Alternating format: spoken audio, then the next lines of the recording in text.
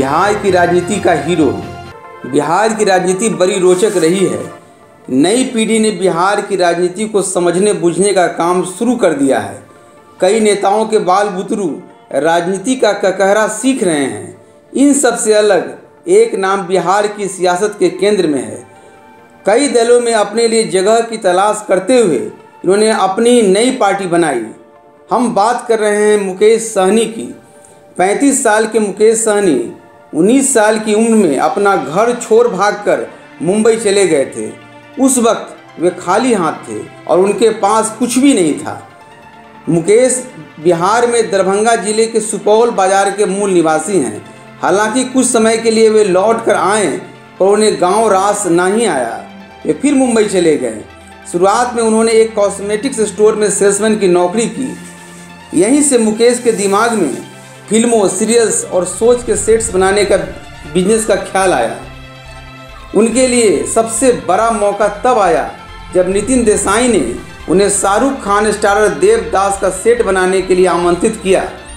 इस धंधे के शुरुआती सफलताएं मिलने के बाद उन्होंने मुकेश सिनेवर्ल्ड प्राइवेट लिमिटेड नाम की कंपनी बनाई। उन्होंने इस सफल कारोबार से कुछ ही समय में खूब नाम और पैसा कमाया। पर मुंबई पहुंचकर इस आदमी ने अपनी मेहनत के दम पर इतना नाम और पैसा और मुकाम हासिल किया।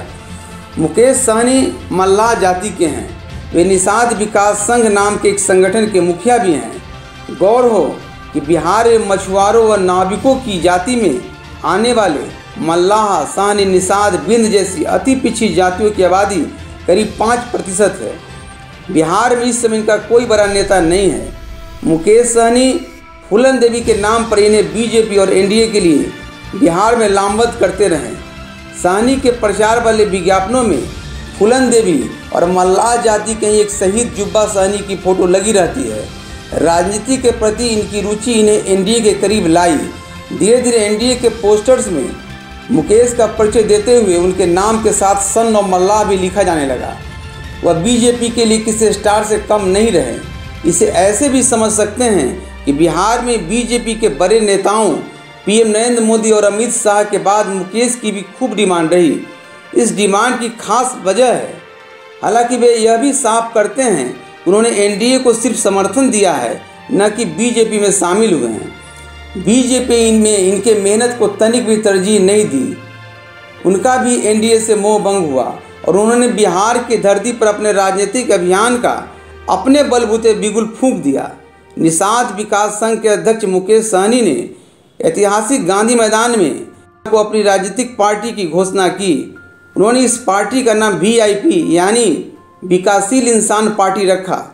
उन्होंने पार्टी की घोषणा करते हुए अपनी 11 सूत्री मांग पत्र की भी घोषणा की। गांधी मैदान में संसद भवन के रूप में बने मंच से निषाद आरक्षण महारैली को संबोधित करते हुए उन्होंने कहा कि उनकी मुख्य मांग निषाद समाज को आरक्षण है।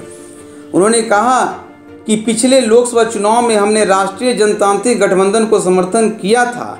उसमें भारतीय जनता पार्टी के वरिष्ठ नेता अमित शाह और नरेंद्र मोदी ने आरक्षण देने का वादा किया था, लेकिन अब तक हमारी मांग पूरी नहीं की गई है।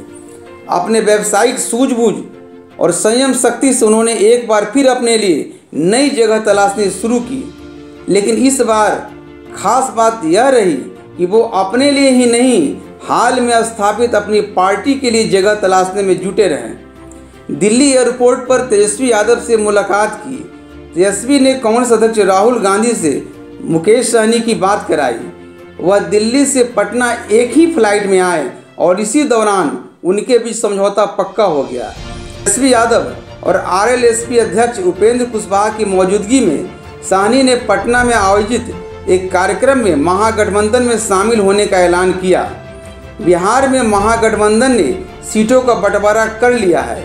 इस बंटवारे में अगर किसी ने बाजी मारी है तो वो है मुकेश सहनी। उनके संयम ने अभी तक उनका साथ दिया है। मई महीने में नतीजे घोषित होंगे।